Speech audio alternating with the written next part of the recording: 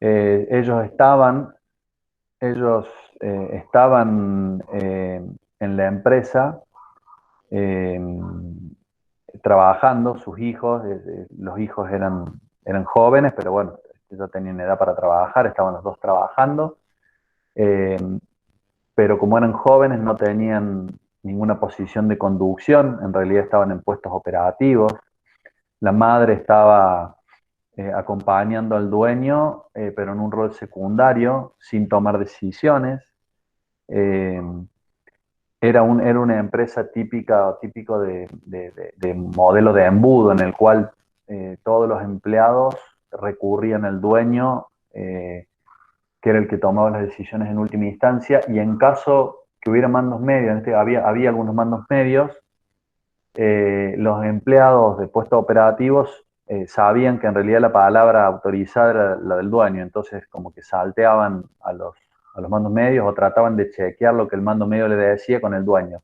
Entonces era una empresa absolutamente verticalista, sin equipo de conducción, y bueno, claramente, imaginen la situación, fue de un día para otro. No hubo ningún tipo de indicio que pudiera preparar a la familia para este suceso, así que en el medio del duelo hubo que seguir con la conducción de la empresa. Ahí ingresamos nosotros a trabajar.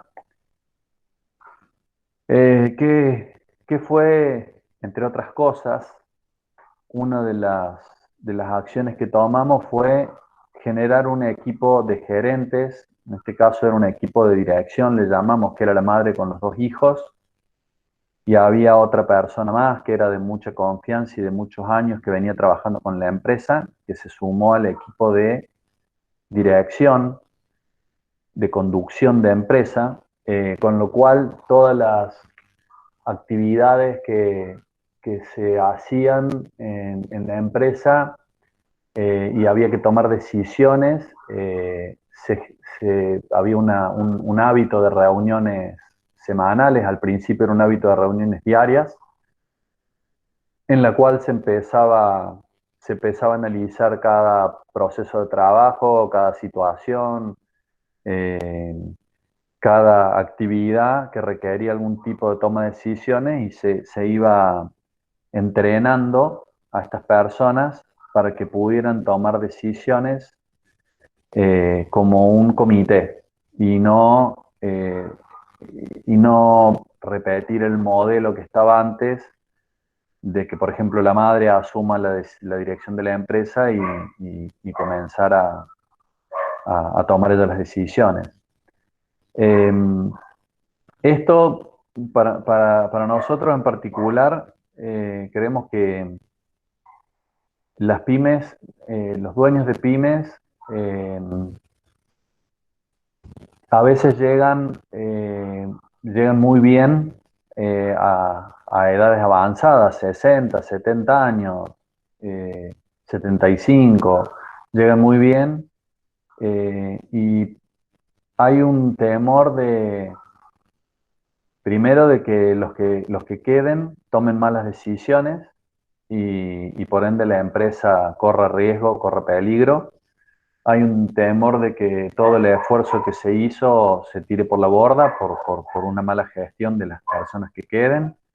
Hay también un temor de no tener nada para hacer, o de quedar relegado de la actividad, y qué hace un empresario, un dueño de una pyme que está acostumbrado a hacer mil cosas de repente sin tener actividades. Entonces, para nosotros esta desgracia no es necesaria que pase para que un dueño de pyme tome la decisión de formar un equipo de conducción y gestión. O sea, ¿qué hubiera sido lo ideal en este caso? Es que el dueño con tiempo hubiera decidido formar este equipo, y con su conducción ir entrenándolos en la toma de decisiones, ir cerciorándose que se lleva un control adecuado de la empresa, que los controles que se hacen, bueno, son los que corresponden, que las actividades están bien.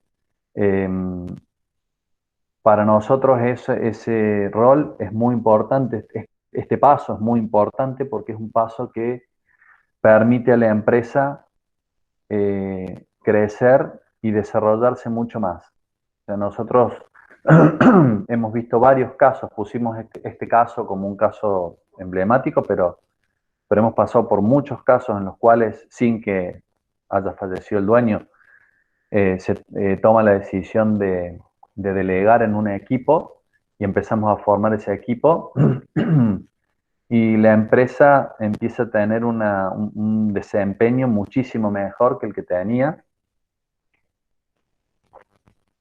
porque porque hay más cabezas pensando, hay más cabezas, hay más pluralidad de ideas, hay más posibilidades de implementar cosas.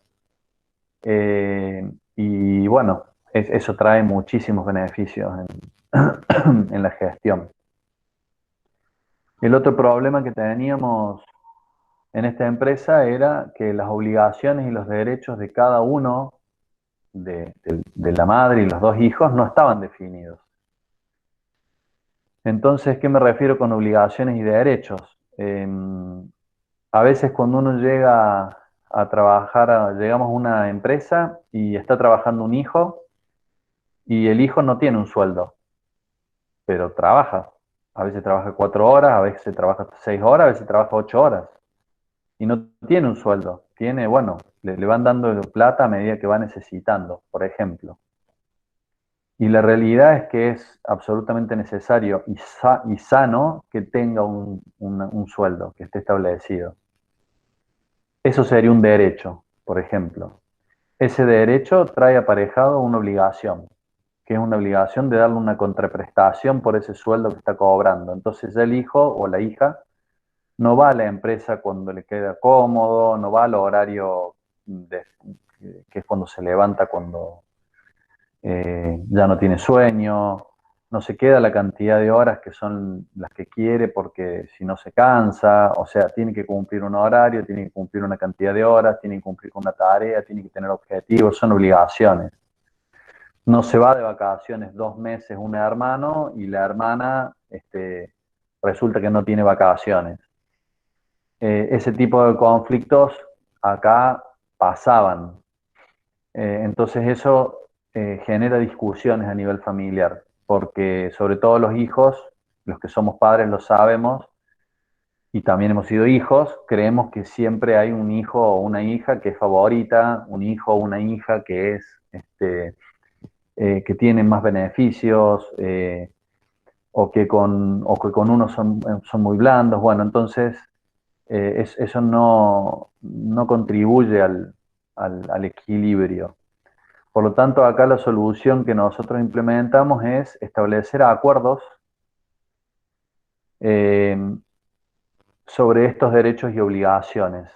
Y acuerdos quiere decir que no hay una imposición de que las cosas tienen que ser de una forma, sino que se ponen de acuerdo y está bien, el acuerdo que tomen está bien. En este caso, por ejemplo, bueno, decidieron tener 3 semanas de vacaciones, decidieron que la remuneración se iba a establecer según el mismo trabajo que hacían, según otro empleado, y que eventualmente cobrarían un extra. Eh, también eh, se tomaron, por ejemplo, se tomó la decisión de que cada voto vale uno, o sea, la madre, si bien tenía la mayoría, podría haber tomado la decisión de que su voto fuera el definitorio, tuviera más valor en el caso de esta sociedad, y decidió que no, que valiera uno igual que cada hijo. Estos son acuerdos.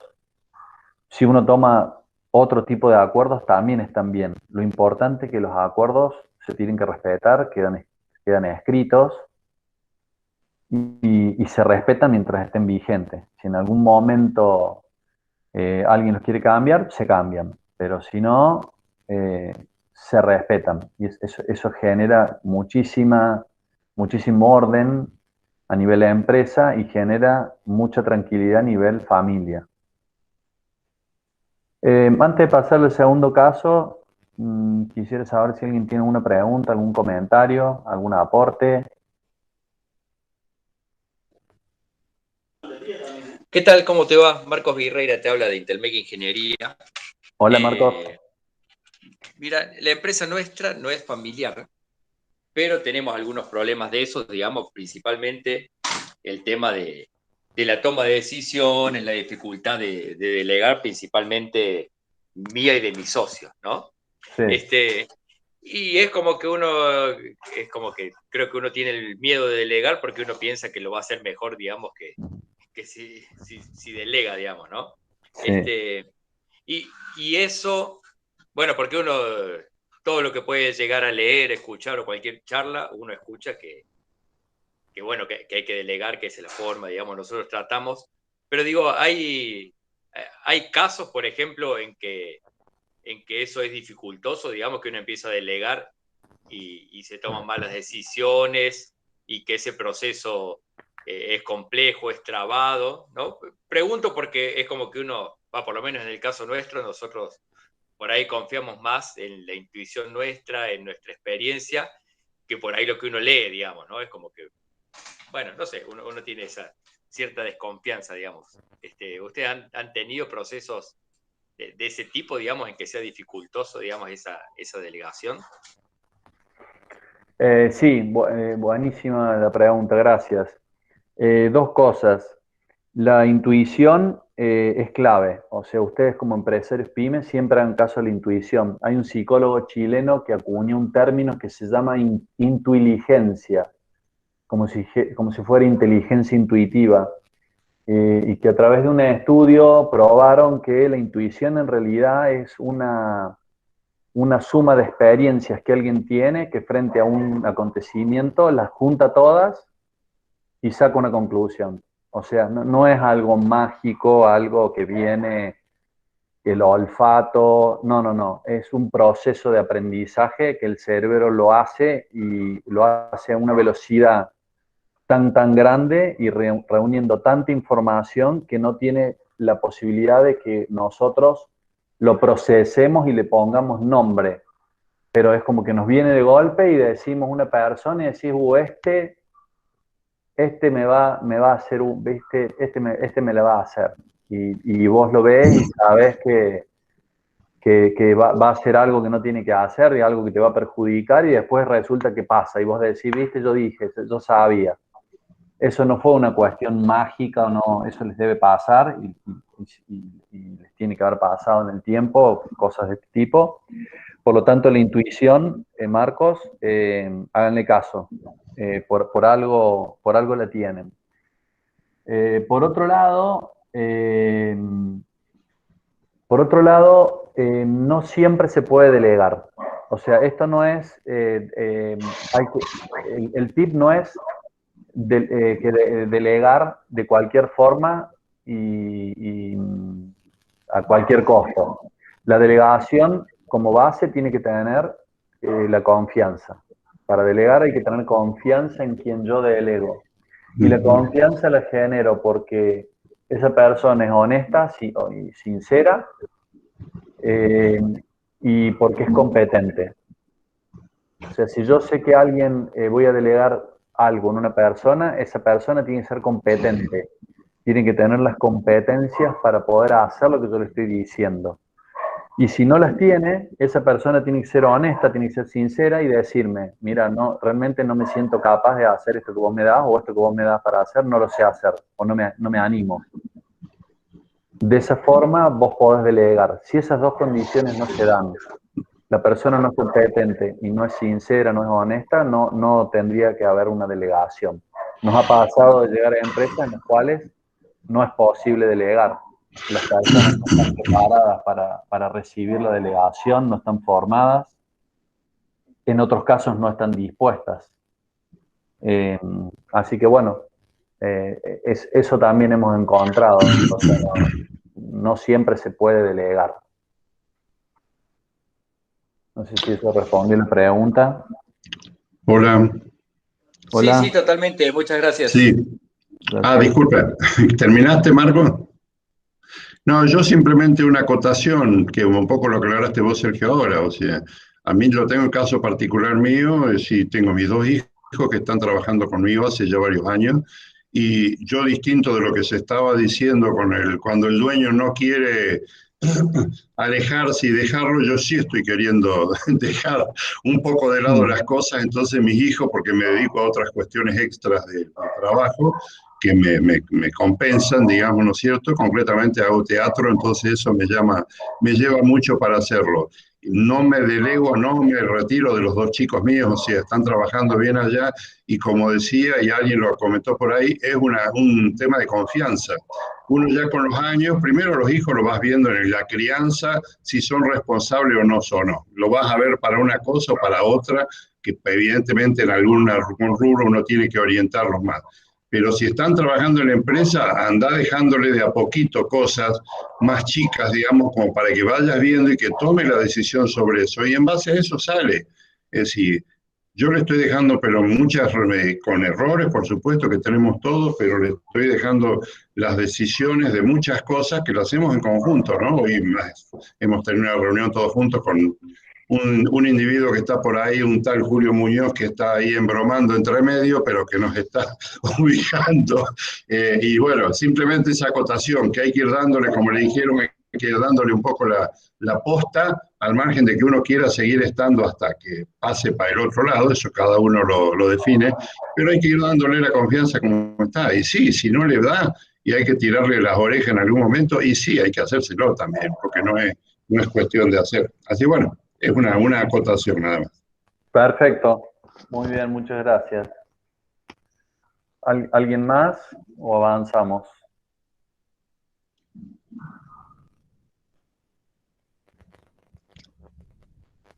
Bueno, pasamos al segundo caso. Esta es una empresa de rubro industrial con 50 empleados. Es un padre que tiene un hijo y dos hijas. Resulta que el padre y el hijo son ingenieros, ambos, el padre y el hijo es el hijo mayor, son ingenieros, las dos hijas son administradoras y se superponen las funciones, el padre con el hijo y las dos hijas en la administración. Es una empresa que tiene una típica pyme metalmecánica, tiene dentro del área de ingeniería, tiene toda la parte de diseño, de productos y toda la parte de planificación de producción, y después tiene lo que sería como el taller o la planta de fabricación, en el cual el padre y el hijo están permanentemente involucrados. Y el problema que ahí nos encontramos cuando llegamos es que los dos daban directivas en la planta y los dos daban directivas en la parte de diseño y de planificación. Entonces iba el padre a la mañana y temprano hablaba con el supervisor o con algún operario y le daba una instrucción. Después llegaba el hijo más tarde, el padre se iba a ver un cliente y el hijo le daba otra instrucción porque estaba en contra de lo que el padre había dicho, y después volvía el padre al mediodía, se enojaba porque los operarios le habían hecho caso al hijo. Bueno, eso era todos los días. Las dos hijas en la administración pasaban lo mismo, como las dos eran profesionales, bueno, eh, daban también directivas al resto del personal de administración que a veces se contraponía. Discutían las dos frente a los administrativos, digamos, que estaban en el área. Bueno, nosotros que empezamos a trabajar, a definir las funciones de los dueños. Había mucha confusión y había muchos espacios grises y había superposiciones permanentes y había vacíos. O sea, había espacios en los cuales estaban dos haciendo lo mismo y había cosas que no le hacía nadie. Entonces, había grandes problemas porque había enojos cuando se superponían y había reclamos hacia el otro cuando las cosas no se hacían, pero no estaba claro quién lo tenía que hacer. Entonces, un trabajo que nosotros hacemos permanentemente es la definición de funciones, porque a veces los dueños eh, creen que el problema simplemente es que, bueno, que hay directivas contrapuestas o hay órdenes contrapuestas. El problema es en la gente que está en los puestos operativos que permanentemente está tratando de adivinar qué es lo que hay que hacer, a quién tiene que hacerle caso, chequeando con uno y con otro. Si uno le dijo una cosa, le pregunta al otro. La cantidad de tiempo que se pierde, la cantidad de tareas que se inician y después hay que dejarlas.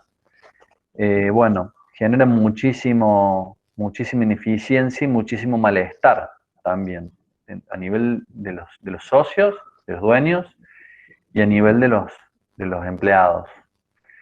El otro problema que encontramos en la empresa fue que el padre quería tomar todas las decisiones y que los otros obedezcan. O sea, tenía a su hijo y sus dos hijas, y el padre, bueno, hablaba de que era su empresa y que, bueno, él tomaba las decisiones porque él había llegado primero y porque él sabía todo lo que había que hacer y porque ya todo lo que a los hijos se le ocurría hacer, él ya lo había probado y no había funcionado.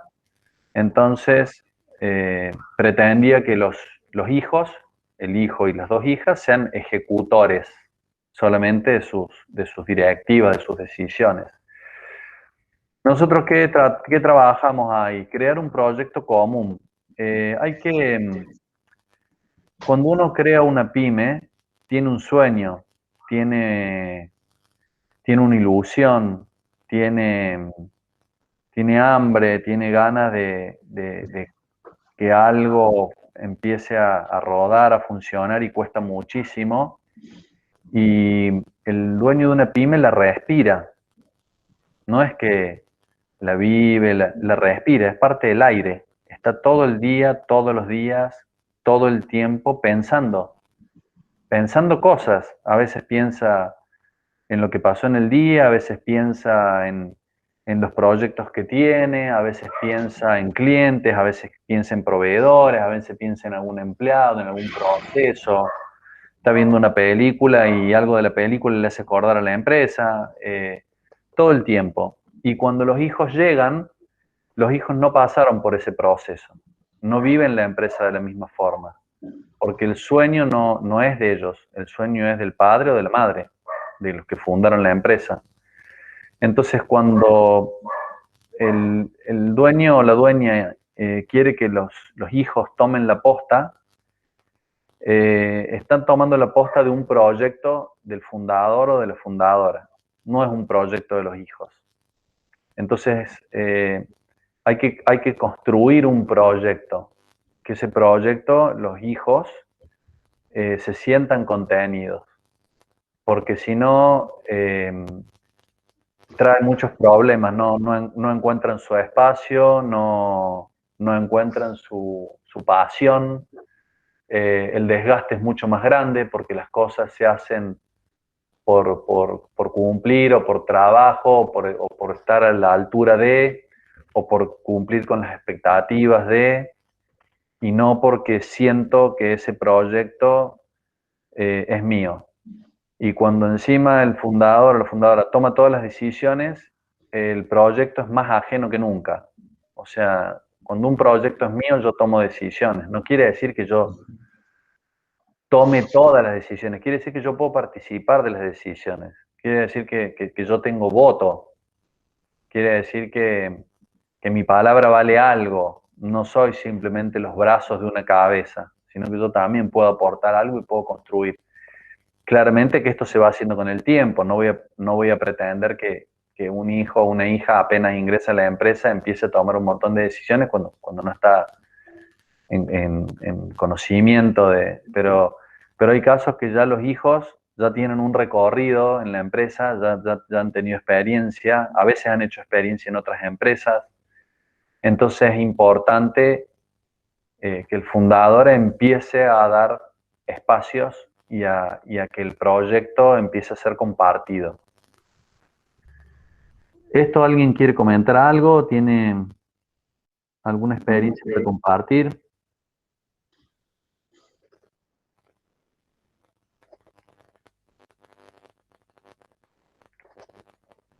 ¿Alguna duda?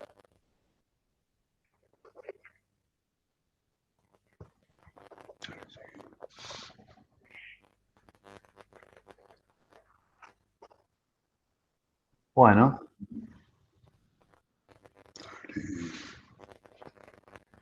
Continuamos entonces. El tercer caso es de una empresa de rubro de construcción que tiene 10 empleados. Los dueños son dos hermanos. Cuando nosotros llegamos a trabajar con ellos, nos llaman y resulta que no coincidían con el rumbo que tenía que tomar la empresa. Eso fue hace poco, fue producto de la pandemia. En la pandemia la empresa uno de los hermanos empezó a ver que la venta estaba bajando y se le ocurrió empezar a vender productos online, por internet. Empezó a tener éxito y eso lo que llevó fue a como tener una nueva unidad de negocios. Ellos primero la parte de construcción la vendían como si fuera un rubro, digamos, a un público mayorista. Los clientes eran mayoristas. Y en la pandemia empezaron a vender al minorista y esto llegó un momento en que tomó una envergadura lo suficientemente importante como para empezar a requerir de recursos, el uso de recursos de la empresa. Y ahí empezó a haber conflictos porque se empezaba a desatender el canal de venta principal. Entonces, bueno, ahí los hermanos empezaron a tener discusiones con respecto a esto, porque uno creía que, bueno, que había que seguir con el canal mayorista tradicional y el otro decía que había que desarrollar el minorista también, o sea, como desarrollar un nuevo canal. Y no coincidían con el rumbo. Nosotros acá trabajamos en generar una visión compartida por los dueños. Muchas veces en las pymes se trabaja y con el correr de los años, cuando empezamos a hablar con los dueños, no siempre tienen la misma idea de hacia dónde tiene que ir la empresa.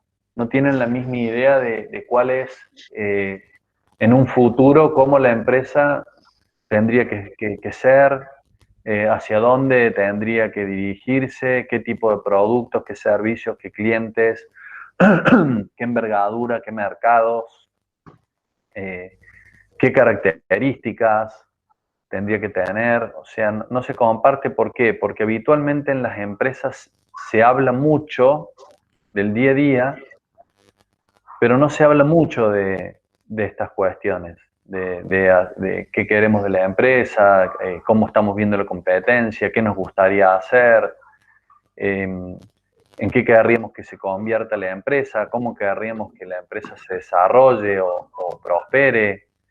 No se habla muchas veces de esto de una manera concreta y profunda. Por lo tanto, bueno, nosotros trabajamos en generar una visión que compartan. Esto lo vamos logrando a medida que vamos conversando y vamos preguntando y vamos logrando que tomen ciertas decisiones para poder definir esta visión compartida. ¿Alguien quiere comentar algo de esto? ¿Tienen alguna experiencia o algo que le haya pasado o le esté pasando actualmente?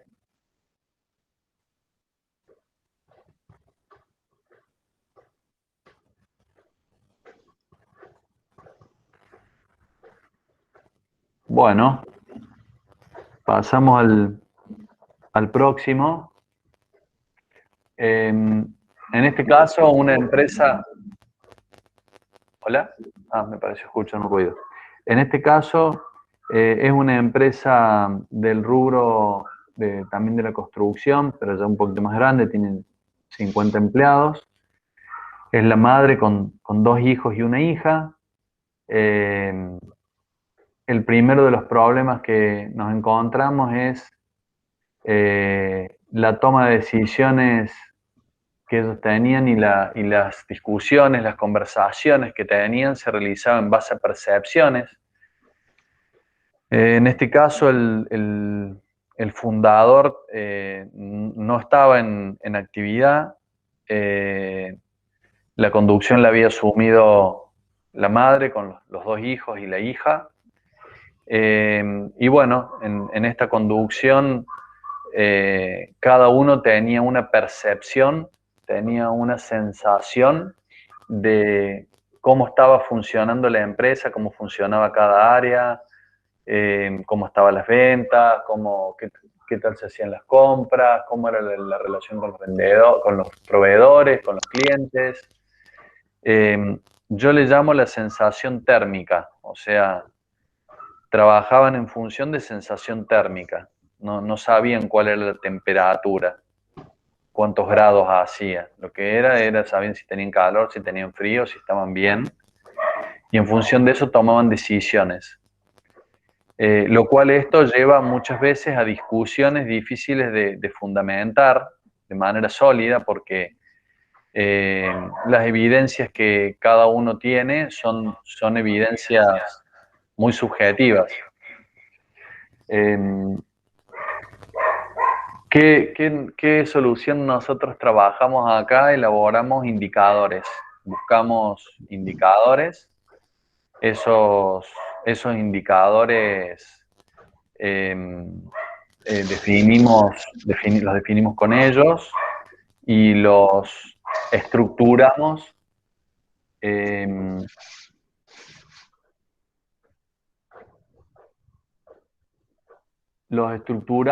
de una forma que fueran simples para obtener, que estuviera al alcance de ellos poder calcularlos. Esto muchas veces en la pyme, cuando llegamos y hablamos de indicadores, se asustan un poco porque se imaginan que es una herramienta muy compleja, que es muy difícil, que les va a quitar mucho tiempo.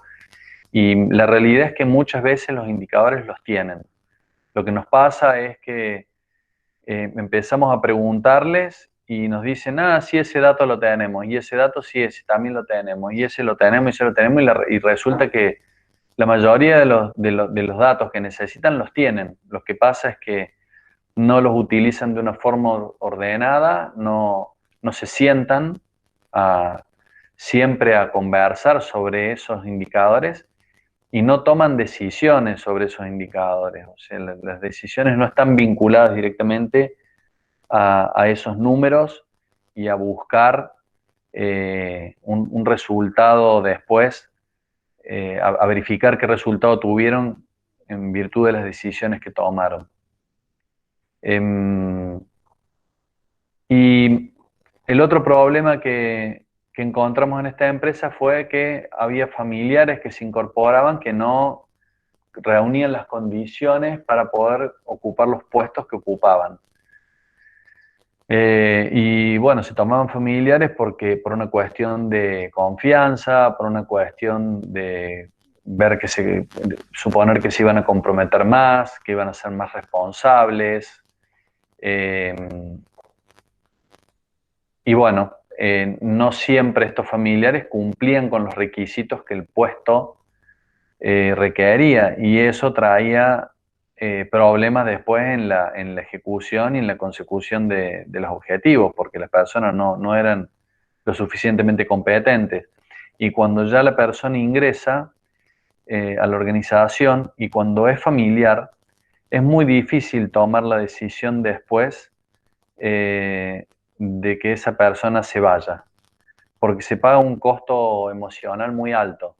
porque a veces ese familiar es un hermano, puede ser un hijo, puede ser un primo, puede ser un sobrino, puede ser un tío, y el vínculo puede ser muy cercano y eso puede generar problemas después familiares, porque ahí se mezcla la emoción, ahí la toma de decisión puede ser racional, pero el que la recibe con un componente emocional muy alto, entonces a veces genera problemas esto.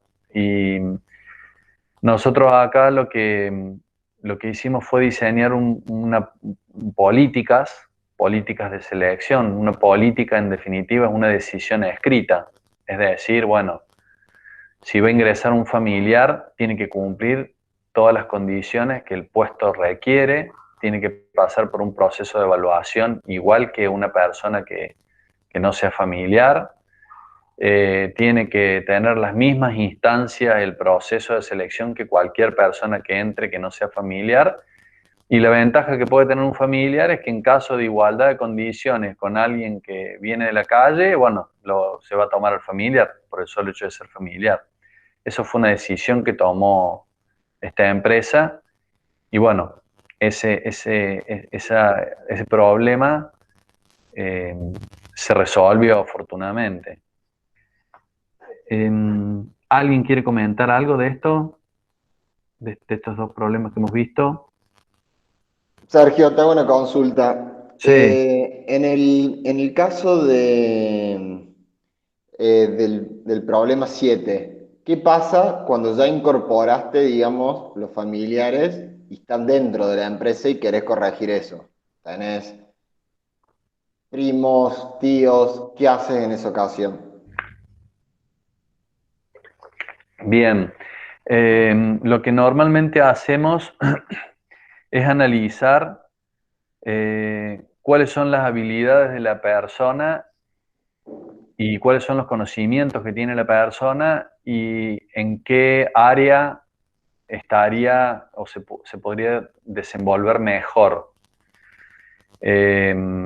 A veces, cuando la persona ya está incorporada en la organización, al dueño o la dueña le cuesta mucho, el costo es emocional, no hablamos de un costo económico, el costo le cuesta mucho tomar una decisión de decirle que se vaya, entonces lo que hacemos es tratar de analizar a la persona en sus competencias, a ver en qué puesto puede encajar. Es a la inversa, en vez de tener una vacante y bueno, ponerlo en la vacante es buscar en qué posición de la empresa puede trabajar y puede rendir lo mejor posible. Ese sería como una salida. Perfecto. No sé, ahí Gustavo esté levantando la mano. ¿Puedo? Obvio. Bueno, no sé, si no me da la palabra Sergio, no, yo no pregunto No, nada.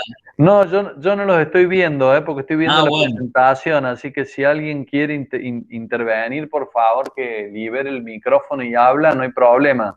bueno, perfecto. ¿Cómo está Gustavo? Muy bien, Sergio, ¿cómo te va? ¿Cómo anda Bien, un bien, tanto tiempo? tanto tiempo. Che, Sergio, una consulta. Ahí, está bien, ustedes diseñaron un proceso de política de selección.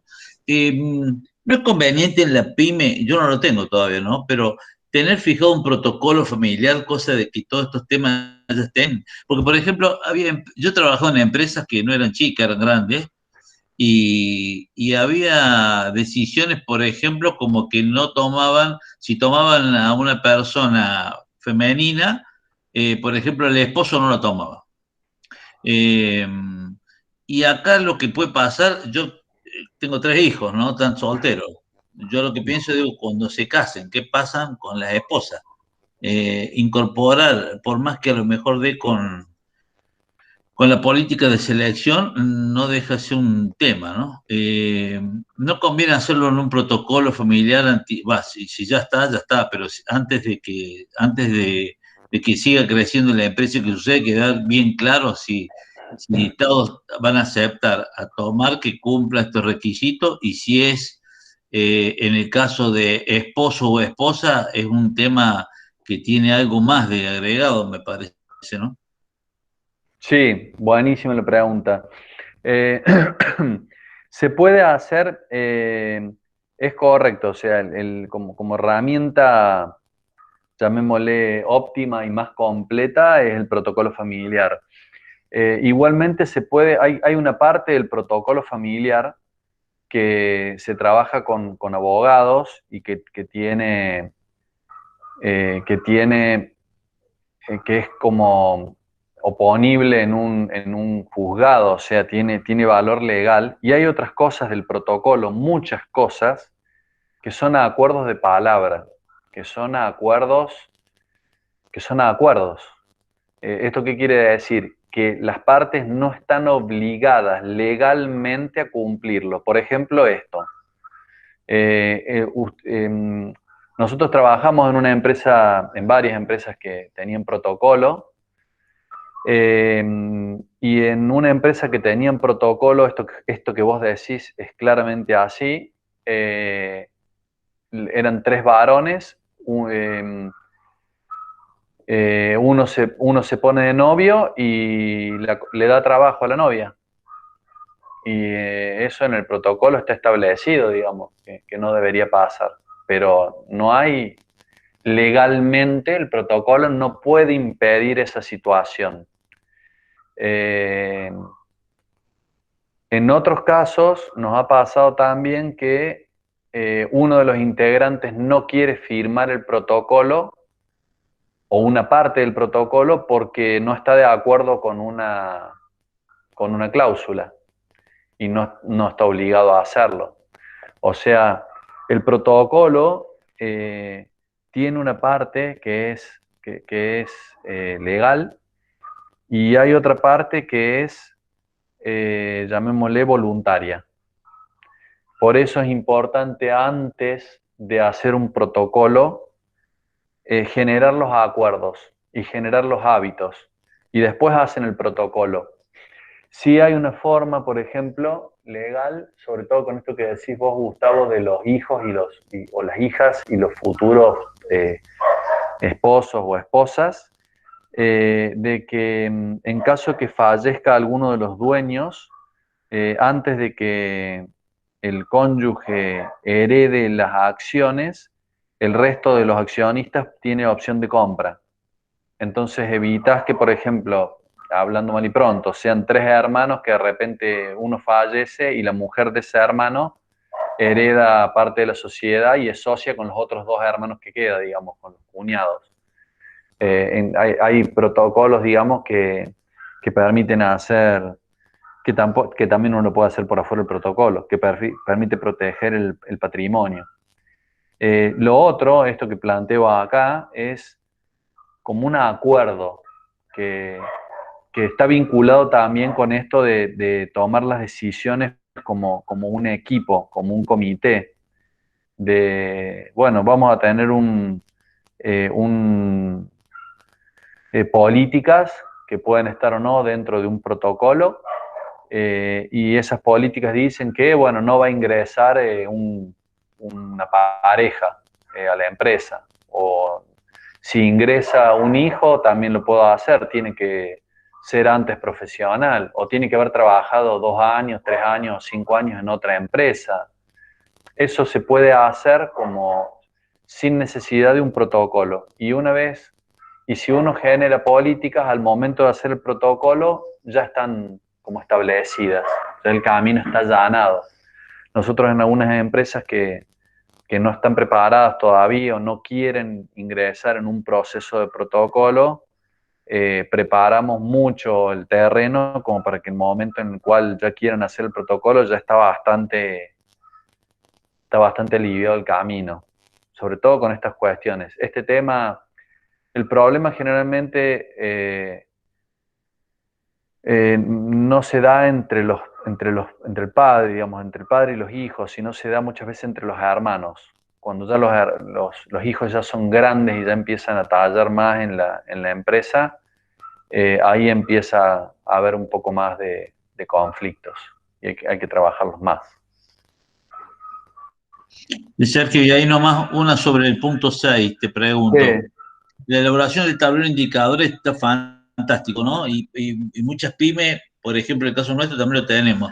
Lo que nos cuesta muchísimo y no tenemos en claro cada cuánto son las reuniones para comunicar todo esto, toda esta información, ¿no? Las reuniones entre los que cumplen funciones dentro de la empresa con algún cargo directivo, lo que fuera, y la reunión de los socios, de los accionistas, que sería otra. ¿Qué es lo que es conveniente? ¿Qué periodo, qué frecuencia tendrían que tener esas reuniones? Bien, buenísimo, eso también pasa. Hay que tener en cuenta que cuando uno ve el tablero de mando con los indicadores, está haciendo una autopsia. O sea, ya el muerto está muerto, por así decirlo. O sea, cuando yo veo el resultado de ventas ahora en mayo de abril, ya las ventas cerraron. O sea, ya no puedo hacer más nada sobre abril. Ya está. Ya vendí y lo que vendí, lo que no vendí, no lo vendí. ¿Qué sería una buena práctica? Como regla general, apenas yo tenga los datos, tengo que tener la reunión. Y siempre tengo la reunión sobre los datos del mes pasado. Por ejemplo, nosotros en mayo acompañamos normalmente a la empresa. Lo que nosotros tratamos de hacer es generar un hábito en la pyme eh, para que una vez que nosotros ya no estemos más, en la empresa lo sigan manteniendo en el tiempo. Y por eso los ayudamos todos los meses a tener una reunión de dirección en la cual analizan los indicadores y toman decisiones en función de esos datos. La reunión se hace lo antes posible posterior al primer día del mes. O sea, nosotros a partir del 1 de mayo empezamos establecemos en las empresas cuándo sería la reunión de dirección. Hay empresas que tienen los datos el primer día, hay empresas que lo tienen el 5, otras empresas lo tienen digamos, el 10. Y entonces en esa fecha exacta hacemos la reunión. Y por lo tanto es una vez al mes. Esa reunión se revisan los indicadores, se tienen que estar establecidas las metas. Hay muchas veces que hay indicadores, pero no hay metas. O sea, el indicador es un número que me dice, por ejemplo, que yo vendí 1.000.000 de pesos. Bien, ¿y cuál era la meta? La meta es lo que yo tengo que lograr. Y yo quería vender 800.000. Bueno, vendí 1.000.000, superé la meta. Ahora, si quería vender 1,5 millones y vendí 1.000.000, estoy por debajo de la meta. Claramente voy a tener que generar acciones para el próximo mes. Ahí es donde yo hablo lo que yo les explicaba recién de la autopsia. Pero ¿qué debería pasar? Si yo quiero llegar a una meta, el revisar los indicadores para mí tendría que ser casi que una tarea diaria. Porque yo puedo generar acciones. Mientras yo más pronto genere acciones, más posibilidad de influir en el resultado tengo. Si yo me fijo en mi facturación a principio del mes siguiente y ya el mes ya cerró, ya no pude hacer nada sobre abril. Pero si yo en la primera semana de abril, al viernes, me fijé cuánto facturé la primera semana, tengo 3 semanas por delante para revertir si la tendencia es más baja de lo que yo esperaba. En algunos casos, Gustavo preguntaba cómo lo compartimos con los equipos de trabajo. En un caso concreto, un indicador de ventas, nosotros lo traducimos a un objetivo diario de venta por vendedor, por ejemplo. Entonces, todos los días el vendedor sabe que tiene que vender un determinado monto. Si no llegó ese día, bueno, el día siguiente, junto con su supervisor, van a estar revisando a ver qué habría que hacer, qué falló el día anterior, qué faltó, qué se puede hacer hoy, si no se alcanzó la meta, para llegar a la meta diaria. Y la suma de esas metas diarias hace a la meta mensual. En los equipos de venta nos pasa, por ejemplo, o en equipos de trabajo nos pasa que una vez a la semana puede haber una reunión como para revisar lo que pasó en la semana anterior. Esa es otra periodicidad, o sea, puedo tener una reunión de seguimiento diario, si quisiera, una reunión de seguimiento semanal. La que sí o sí tiene que estar siempre es la reunión de revisión mensual, que la hace la dirección y que la hace cada área con su equipo de trabajo. A veces no se le traslada a los equipos de trabajo, por ejemplo, tomar la administración y ver cuáles eran los indicadores que se establecieron y ver cuál fue el resultado que tuvieron en el mes anterior. Entonces, como regla sería una vez por mes, sí o sí, tanto la dirección como las áreas, y después una revisión lo más cercano posible o lo más periódicamente posible como para poder influir en el resultado. ¿Se contestó la pregunta o no tan clara? Sí, sí, está claro, Sergio. Sí, sí. Bueno, genial. ¿Alguna otra consulta por ahí? Pasamos, si no, entonces al quinto caso. En esto es una empresa también de rubro de la alimentación, de parte comercial, una empresa de 30 empleados. El padre ya estaba pensando, una persona muy, muy ordenada, muy, muy estructurada, ya venía pensando en dejar la conducción de la empresa a su hija, pero su hija se fue a vivir afuera del país y se dedicó a una actividad profesional ligada al artístico. Y bueno, esta persona no tenía heredero, no tenía a quien dejarle la empresa, no tenía otros hijos, y por lo tanto era una empresa muy, muy solvente, una empresa muy ordenada, una empresa con mucho potencial, con mucha posibilidad de crecer, de desarrollarse, pero el padre estaba como desorientado porque no tenía alguien en quien suceder la empresa, entonces había pensado en venderla, pero la empresa terminaba siendo muy, muy costosa, no es tan fácil vender una empresa, si uno la quiere vender bien no es tan simple. Era una empresa que tenía contratos con marcas importantes, entonces tenía que cumplir obligaciones contractuales, no era tan simple resolverlos. Y bueno, y por otro lado estaba la intención del padre de retirarse, pero después de vivir como con una renta producto del funcionamiento de la empresa, pero para eso la empresa tenía que estar funcionando. Bueno, ¿qué buscamos en estos casos? Designar un sucesor fuera de la familia, encontrar una persona que pudiera ocupar ese espacio, el espacio sería como el gerente general de la empresa, y a partir de políticas, de normas, de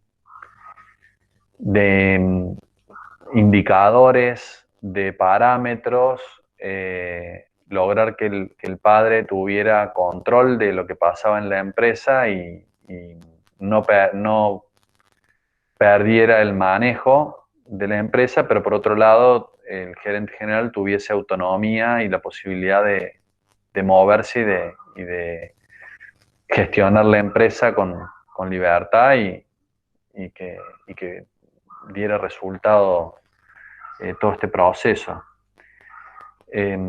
Esto a veces pasa, que hay hijos, bueno, que a veces no quieren hacerse cargo, en otras ocasiones tienen otras competencias y no son capaces o no se sienten capaces o no es su mayor competencia hacerse cargo de la empresa. A veces trabajan en la empresa pero no pueden ocupar el rol de conductor de la empresa. Y quieren estar, pero saben que no pueden hacerse cargo, entonces a veces nos pasa esto, que termina habiendo alguien fuera de la familia que es como el que conduce la organización, y tal vez un hijo o una hija está en otro puesto, sigue estando en ese ámbito que les mostré al principio, que está en la propiedad, que está en el círculo de la familia, está trabajando en la empresa, pero no en una posición directiva, sino va a participar de la toma de decisiones como dueño, pero no va a estar conduciendo a la gestión de la empresa, porque va a haber un gerente general en esa posición. Esto no sé si alguien lo ha pasado, lo ha vivido o conoce algún caso o está en este proceso.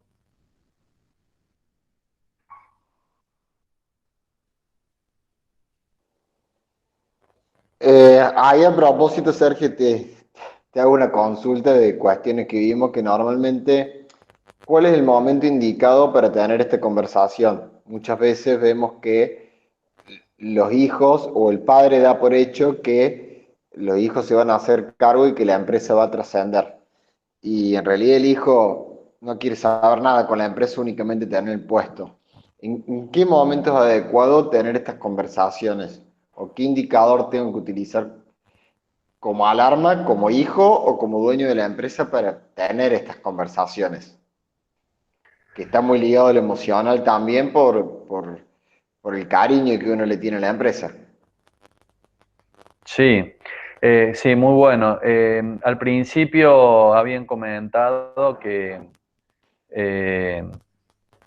justamente esto de que uno a los hijos va viendo con el tiempo si son responsables o no, en qué tienen mayores habilidades o capacidades y en cuáles no. Y por eso el tiempo, o sea, cuando uno se da cuenta si el hijo está capacitado o la hija está capacitada, o si quiere hacerse cargo, o si le interesa, a medida que lo va involucrando más en el proyecto.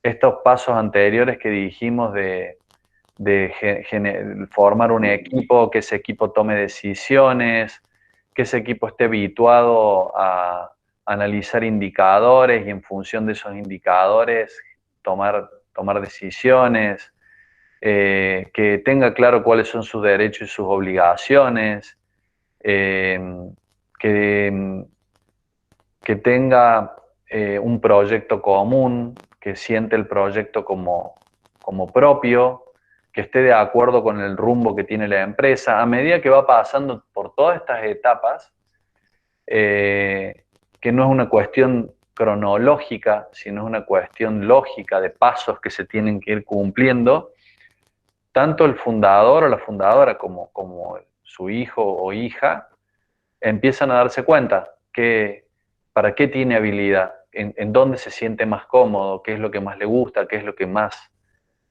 mejor hace. Y es como que esa posición de a poco la va ocupando y ahí va decantando y tal vez en algún momento cuando ya llegue a la situación de conversar esto, ya está claro si se va a poder hacer cargo o no. Ya lo tienen claro tanto los hijos como los padres, si se va a poder hacer cargo o no, porque se fue dando como un proceso natural. Perfecto, gracias. No sé si alguien más tiene una duda o algo. Gracias. Bueno, pasamos al, al otro caso. Esta es una empresa de rubro alimentación que tiene alrededor de 100 empleados. Son 3 hermanos los dueños, pero solamente 2 trabajan en la empresa. Esto que al principio veíamos de las tres dimensiones, la propiedad, la familia y la empresa. Acá tendríamos 2 hermanos que están en los 3 ámbitos y uno que está en la propiedad y en la familia, pero no en la empresa. Y acá el problema era que se realizaban inversiones sin consultar y encima sin tener en cuenta cómo se iba a pagar esa inversión. Entonces, ¿qué sucedía? Los 2 hermanos que trabajaban por ahí estaban de acuerdo con hacer alguna inversión, pero no le consultaban al tercer hermano. Y el tercer hermano es propietario, o sea que con cada inversión que la empresa hacía, claramente se veía afectado su patrimonio. Y, y al no trabajar en la empresa, los otros dos hermanos no entendían por qué tendría que opinar si no estaba trabajando en la empresa. Y es porque no tenían claro esto, que era parte de la propiedad.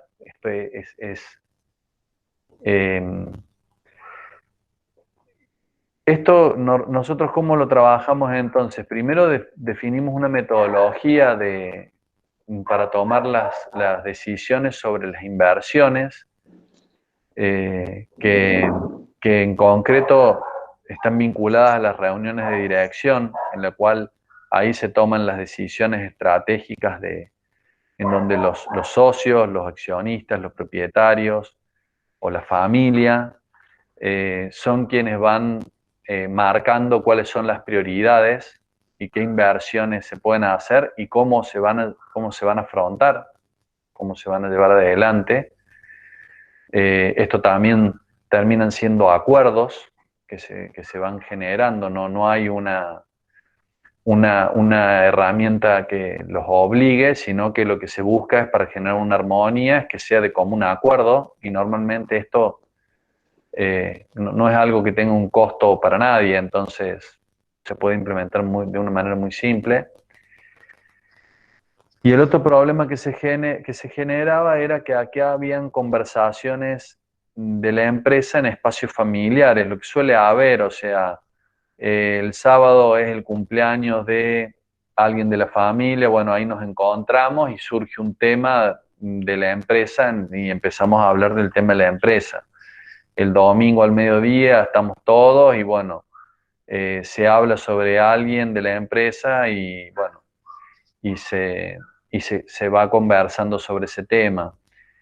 Estamos en la empresa y bueno, ahí estamos organizando un bautismo y estamos en la empresa y nos estamos quejando de algún familiar o estamos discutiendo en la empresa cuestiones personales que tenemos nosotros, que viene del ámbito familiar. Esto genera complicaciones, genera problemas en la convivencia en la empresa y en la convivencia en la familia, porque en la empresa yo no sé si el que me está retando es mi papá o es el gerente general. En la empresa yo no sé si con quien estoy discutiendo con mi hermano o estoy discutiendo con el responsable de la otra área. En mi casa no sé con quién estoy hablando, si con mi hermano o con el encargado de administración. O sea, se empiezan a fundir los espacios, y eso no contribuye a una buena convivencia en ninguno de los lugares, porque además eso hace que los derechos y obligaciones en la familia son distintos que los derechos y obligaciones en la empresa. Y al confundirse los espacios y confundirse los roles, se confunden los derechos y las obligaciones que tenemos. Y se empieza lo emocional a atravesar todos los ámbitos. Y eso hace muy difícil el trabajo y hace muy difícil también el equilibrio en el espacio familiar, porque está invadido todo el tiempo por cuestiones de empresa.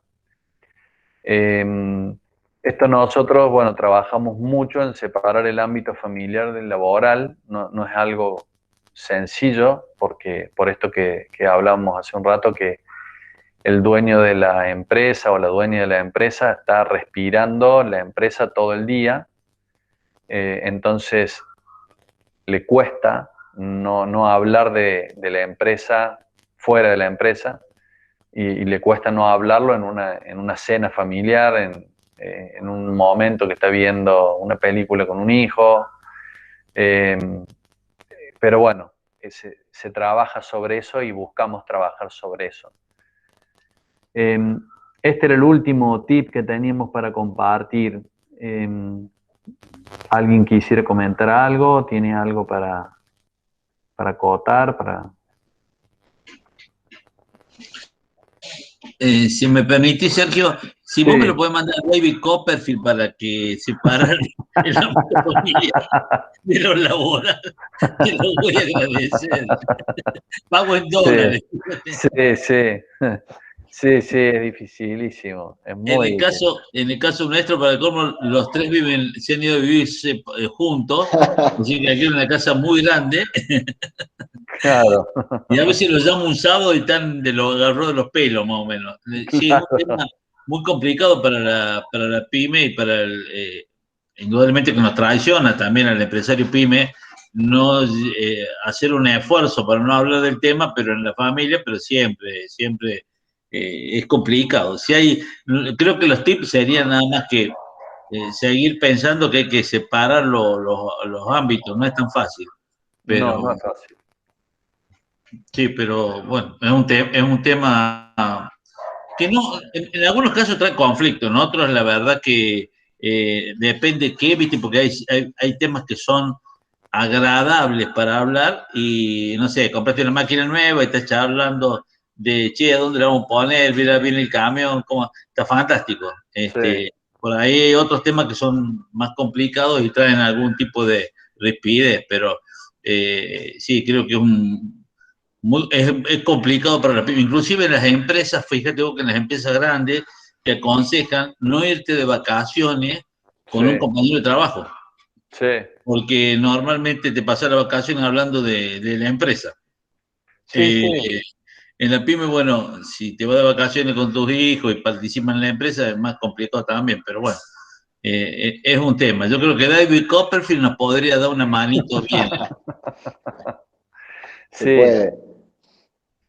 sí, sí, sí. Es así como decís vos. Incluso esto de separar el ámbito familiar del laboral es lo dificultoso como dueño de empresa, de irse de vacaciones y que no te llamen de la empresa por cuestiones operativas que están pasando. O sea, tenés el teléfono y te llaman y vos ves que es de la empresa y atendés y ya te invadieron tu espacio de vacaciones, por ejemplo, que a veces el dueño de empresa lo tiene naturalizado y puede no molestarle, pero con la acumulación del tiempo es lo que no ayuda a que esté uno más fresco, más relajado, más distendido en el día a día.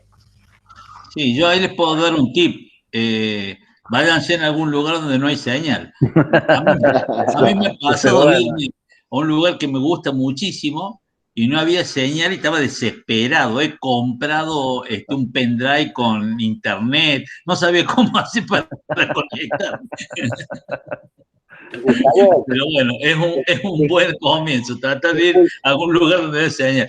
Con discul- Roberto ahí estamos pensando, viste, Cancún nos gusta mucho y la señal ahí no está tan fácil, ¿no? Es bueno Estamos eso. más lejos. Gustavo, ahí, Sergio, discúlpame, ahí Hola, tiene levantado la mano Julio Muñoz y creo Sí, que Juan Frola también, no sé si quería hablar. Hay dos ahí en cola, en fila. No sé quién quiere primero. Ahí también hay una mano más levantada. bueno. Sergio, acá Franco, Hola ¿se Franco. escucha?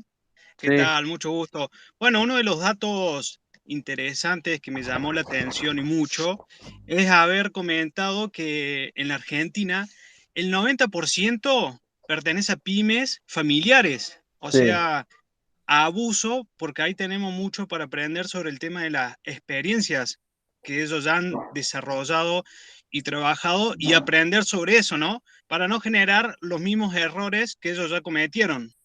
sí, Así que impresionante eso, quedé impresionado por el gran porcentaje que se maneja, ¿no? Con esto de sí, las pymes familiares, que es todo un tema, como estoy escuchando ahí los comentarios todos de los compañeros, que todo un tema de los vínculos, y más cuando son hijos, cuando son hermanos, cuando son primos, tíos, padres, que al tener el vínculo y tanta confianza, que los podés insultar, digamos, llegás a ese extremo, que ya se genera otras cosas, ¿no? sí, sí, sí, sí, es así, es así. Siempre es bueno, Franco, nosotros agarramos muchos clientes o que ya tuvieron un problema grave, pero lo mejor de todo es tratar de prevenirlos y poder agarrarlo a tiempo, ¿no? De que no se maten y que no lleguen a un problema económico o de no hablarse, porque ahí es muchísimo más difícil. Capaz que Sergio, como también dato estadístico, se acuerda y recuerda cuál es la generación en proporción de pymes que la segunda o tercera generación funden las empresas, ¿no? Volviendo a lo familiar. No sé si te acordás de ese número, Sergio. Sí, la tercera. La tercera. De hecho, sí. De hecho, digamos, la participación en Argentina, en Latinoamérica, es muy grande de las pymes y de las pymes familiares.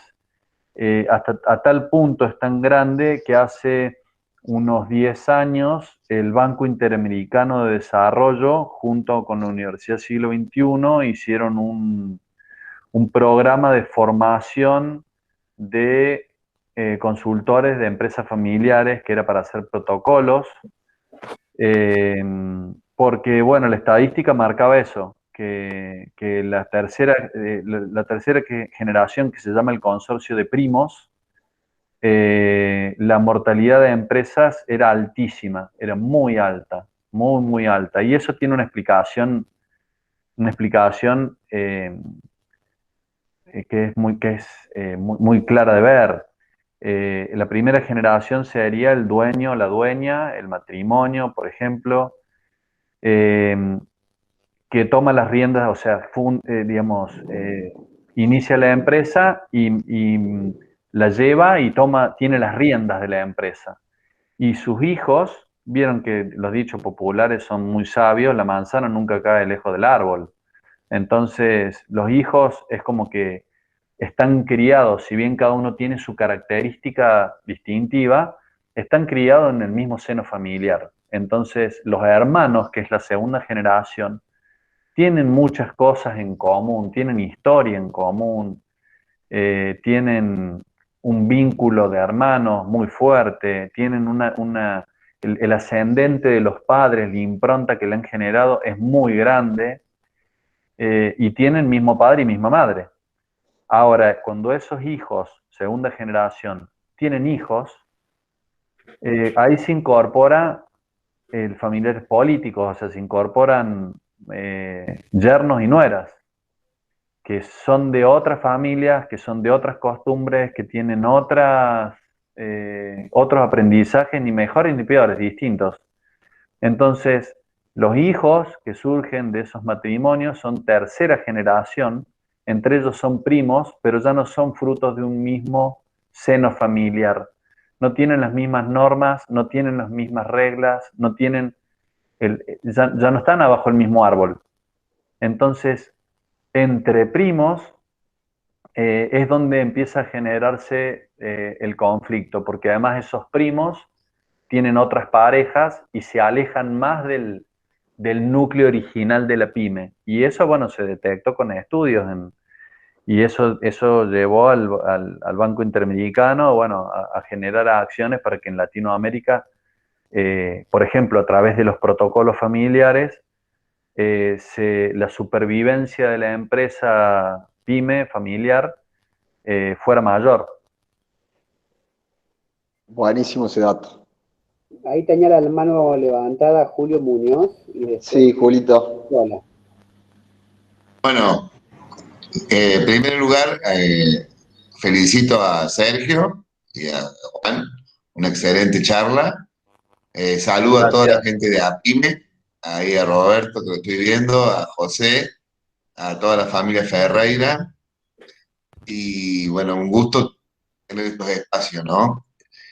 Y en primer lugar, en segundo lugar, quiero acentuar que todos los casos que son reales, que han indicado, en definidas cuentas, determinan o indican una especie del uso de herramientas para profesionalizar la empresa, ¿no? En los indicadores, la gestión de la confianza. Por ejemplo, aquí estoy viendo el tema de la metodología cuando no hay, digamos, un consenso en las inversiones. Ahí, por ejemplo, tenemos otra herramienta que puede ser el presupuesto, de anual, la generación de presupuesto anual, que son Exacto. herramientas para sofisticar a la empresa. Y esto de la tercera generación, que era, estaba por decirlo, y me lo dijiste, Sergio, es muy claro y hay estudios empíricos muy fuertes, incluso hasta hay novelas sobre esto, que la tercera generación suele suceder que tiene altos índices de mortalidad, no solamente en Latinoamérica, sino en el mundo. Ahora, tengo una consulta en particular con respecto al caso anterior, que era cuando había la hija no quería hacerse cargo y le llamaban a un gerente general, un sucesor. ¿Cómo resolvieron esto en relación a otro tema que es esencial en todas las empresas, particularmente en las empresas familiares, en donde existen, como bien dice, la propiedad, el trabajo y la empresa, ¿no? Y aquí, ¿cómo se resuelve el tema del poder? Porque el poder en que se radica ese sucesor, ese gerente general, luego en las sucesivas generaciones, porque puede ser la hija que no quiere hacerse cargo, pero el esposo de la hija sí, y allí puede generar conflictos, ¿no? Más allá de que porque el padre después. La idea acá que siempre trasciende, me fascina esa palabra a mí, que me conocen, saben, y que perduren, ¿no? Pero, ¿cómo resolvieron el tema del poder? Para que porque si no, el gerente general empieza a tener mucho poder y a ser el referente de la empresa, ¿no? Sí, Y te felicito nuevamente. sí, sí. Bueno, muchas gracias, buenísimo.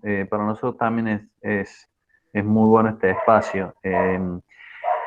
Este caso nos pasó más de una vez y fueron distintas las situaciones. En el justo exacto el caso que vos decís, la hija que es profesional de la salud, una empresa metalmecánica, la hija, bueno, no trabajó nunca en la empresa, pero el marido de la hija, profesional, pero vinculado a la gestión, entonces él sí se involucró en la empresa desde mucho tiempo antes de que el fundador quisiera dejarla, digamos. Entonces se fue dando un proceso natural en el cual la hija claramente conserva la propiedad de la empresa y el cónyuge lo que hace es la gestión de la empresa bajo parámetros que definen tanto el padre como la hija y el yerno incorporado en ese equipo de toma de decisiones. Lo que vos decís es cierto. La realidad hoy es que el padre con los años el fundador está más retirado, la hija es como que toca de oído, por decirlo de alguna forma, y el yerno sería el dueño, es la cara visible de la empresa, incluso a nivel de la comunidad. En este caso, siguen juntos. Habría que ver qué pasaría si, por ejemplo, la hija se separara de su pareja actual, cómo se resolvería eso. En otros casos se han generado conflictos ahí, porque al ser un yerno el que se queda, y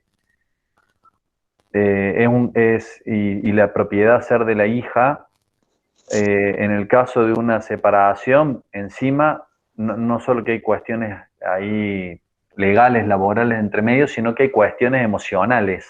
Entonces, según cómo se dé la separación, es lo que pasa. Ese tema ahí es muy espinoso, porque las separaciones, bueno, si alguno ha pasado por una separación, a veces son en buenos términos y a veces son en muy malos términos. Entonces, claramente eso ahí impactaría mucho en la empresa.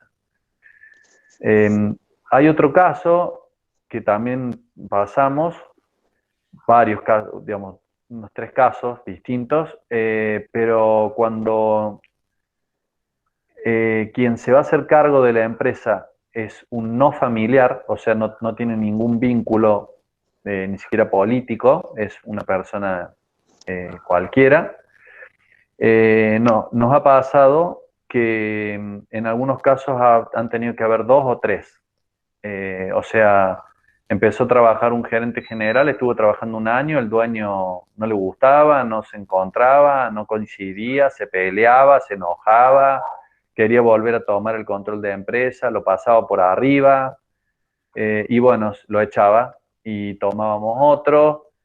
Y bueno, y este otro más o menos iba caminando y el dueño venía y a él no le decía nada, pero venía y se quejaba con nosotros y no le gustaba y bueno, y a veces ese duraba 2 o 3 años y volaba y venía un tercero y bueno, yo el tercero se enganchó. O sea, es como, por ahí suena duro decirlo, suena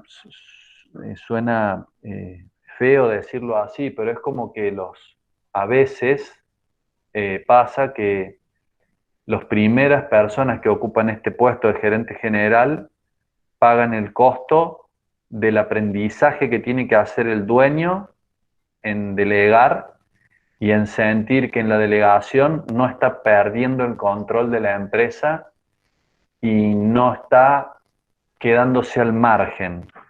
Ese aprendizaje es doloroso, es costoso y bueno, y a veces se lleva, digamos, le cuesta el trabajo al gerente general. Muchas gracias, Sergio. La verdad que estaba muy clara al respecto. Y sí, y son procesos a veces complejos, por eso. Sí, Muchas gracias. sí, gracias a vos, está todo bueno la participación, gracias. ¿Alguien ¿Alguna más? consulta más quedó de alguien que Ahí levantaba la estaba, mano? sí, ahí estaba Juan Frola, a ver si él quiere hacer alguna especie de cierre, así ya después vamos cerrando, si les parece. Juan. Sí, por mí no tengo problema. Si querés No, cerrar, no, por cerrar favor, nomás. Juan, no, perdón, pero no, habla y Pues lo mío consultado, así son como quieras. solo aportes personales. Antes que nada, buenas tardes, ¿no? Buenas tardes. Digo, solo aportes personales. La charla creo que lo dijo todo respecto a lo que yo me siento identificado y se refleja la realidad nuestra. Para peor, nosotros somos todos de ascendencia gringa, así que tenemos tendencia a todos a hablar al mismo tiempo y bastante fuerte. Parece que si alguien de afuera nos escucha, parece que estuviéramos todos enculados. Y más peor todavía, valga la redundancia, aprovechamos el momento para juntarnos, que es cuando vamos a comer, y eso disgusta muchísimo a mi mujer, ¿no? Así que es muy difícil lo que decía recién, lo que decía Gustavo Ferreira hace un rato, ¿cómo hacer para separar? Es más difícil que cagar adentro de un tintero, disculpando la expresión, separar lo que es familiar con lo que es exclusivamente de la empresa. Sí, yo tengo algunos tips bien firmes, ¿no? Por ejemplo, yo soy extremadamente exigente con mis afectos, lo cual incluye a mis hijos. Yo a mi hijo le voy a exigir siempre más que a cualquier otra persona que esté al lado, o que conozca o que esté al lado mío. Claro, le exijo en función a mis expectativas. Hay que ver si son las expectativas de ellos, esa es otra cuestión. Y Claro. respecto a los terceros, esto yo lo dejé muy en claro hace mucho tiempo. Yo me estoy retirando de la empresa. Todavía no me jubilé, estoy en edad para hacerlo. No, es muy difícil colgar los botines. Digo que siempre la carpeteo, la miro de afuera. El manejo es exclusivamente de mis hijos. Repartí las actividades, no a todos le di el uso de la chiquera. Hay uno solo que lo maneja. A pesar de que haya 3 con poderes por separado. Pero siempre lo dejé en claro. Los de afuera son de palo. Mis nueras. Yo no voy a discutir nunca cuestiones del negocio con mi nuera ni con mi yerno. Eso lo venía repitiendo, aparte tengo la tendencia a ser reiterativo, así que lo vengo diciendo desde que los chicos empezaron a trabajar conmigo y se fueron formando casi que de pantalones cortos. sin querer fueron agarrando el oficio, que es lo que les estoy legando. Yo, por ejemplo, ahora no ordeno nada a los otros empleados, pero sí me la agarro, entre comillas, me la agarro con mi hija, que es a la que le di el manejo administrativo de las cosas. Eran solo aportes nada más que personales, porque en rigor todo lo que estuviste diciendo, en cierta manera, refleja la realidad nuestra, ¿no?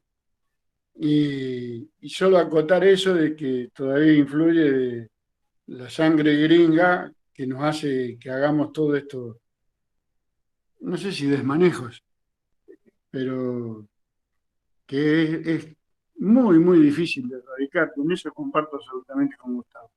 Gracias por escuchar mi experiencia, nada más. Gracias a vos, Alberto, muchas gracias. Mañana, Juan, me pongo a practicar con el tema del tintero. Te agradezco el dato. Bueno, se me escapó, perdón, ni sé lo que estamos participando, estoy en el teléfono. Si hay alguna, discúlpenme, pero soy mal hablado, pero muy bien educado. Está muy bien, estuvo claro. Ahí creo que no sé si había una consulta, una mano levantada de Roberto y ya vamos cerrando con un regalito. Había una mano levantada de Roberto. Buenas tardes. Y Lilian. Sí. Mucho gusto y un saludo a toda la gente presente. Hola, Roberto. Pregunta muy simple. ¿Hacen selección de personal ustedes? Ejemplo, un ingeniero que esté haciendo la tesis para que la realice dentro de la empresa con interés en acompañarnos. Sí, eso se puede conseguir. Sí. Dale, tienen mi correo, después cualquier cosa nos comunicamos. Dale, buenísimo, perfecto. Ahí también tenía la mano levantada, así vamos dándole el cierre, Roberto Pereira y Liliana Martínez. No sé si ustedes quieren los últimos, así vamos cerrando.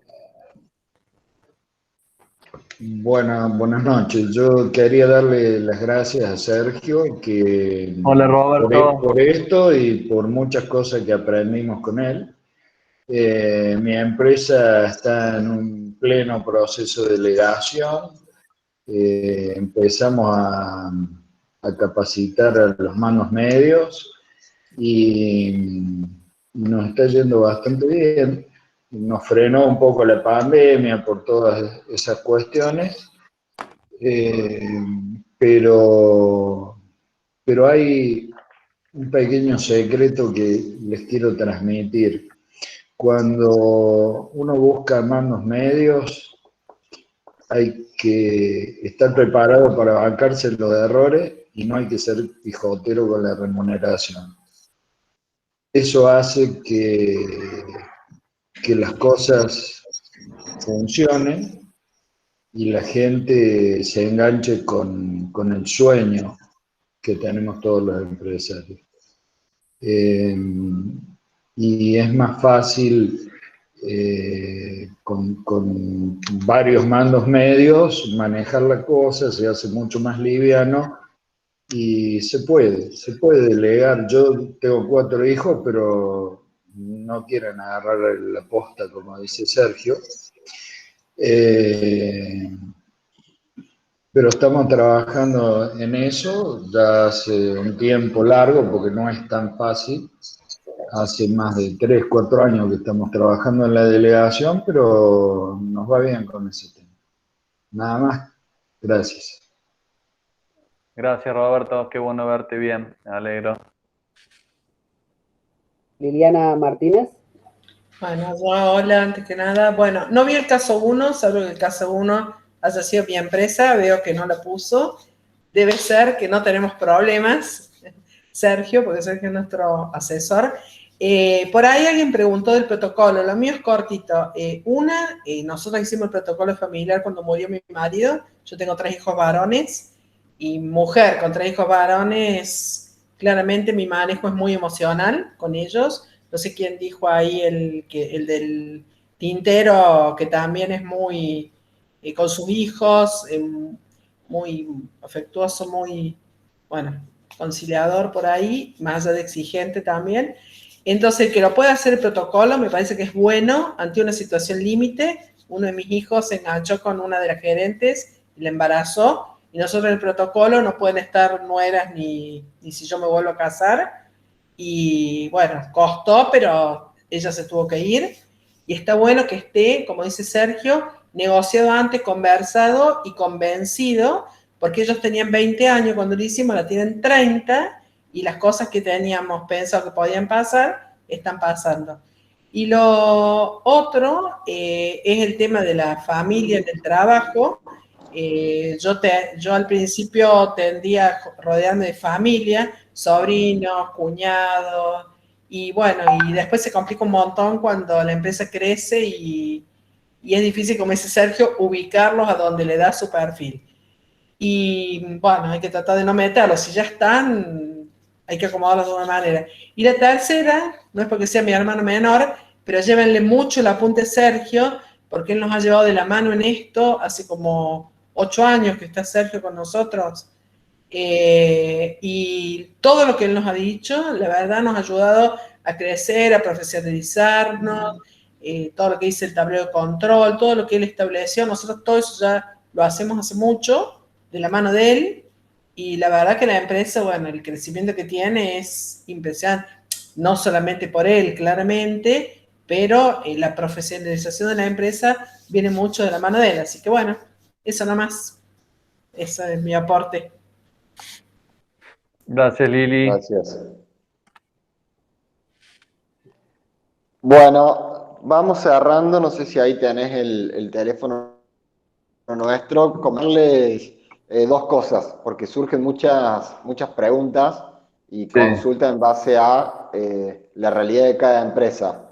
Nosotros estamos dispuestos en común acuerdo con APIME, al que quiera, digamos, contarnos su problemática particular, sacar los trapitos al sol con la empresa, le vamos a dar una clínica sin cargo de 2 horas para justamente seguir hablando estas cuestiones y tirarles tips de cómo pueden solucionarlo. Además, seguramente nos vamos a estar contactando desde APIME por crédito fiscal para que aprovechen este beneficio con cualquiera de los consultores que brinda APIME, donde tienen un reintegro del 100%.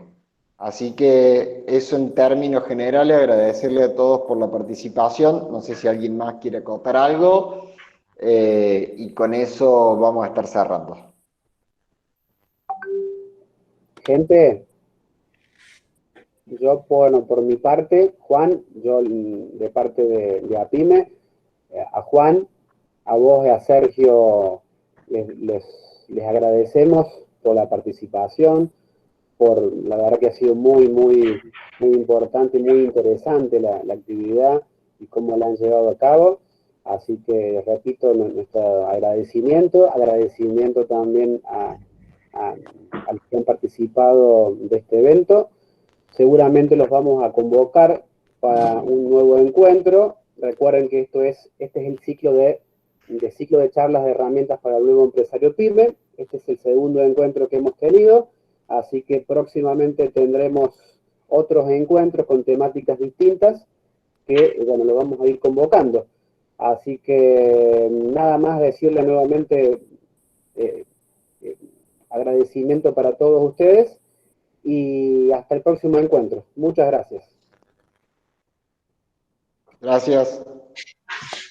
Muchas gracias. Gracias. Chao, muchas gracias, muy interesante, che, muy lindo. Abrazo. Gracias. Saludos. Gracias.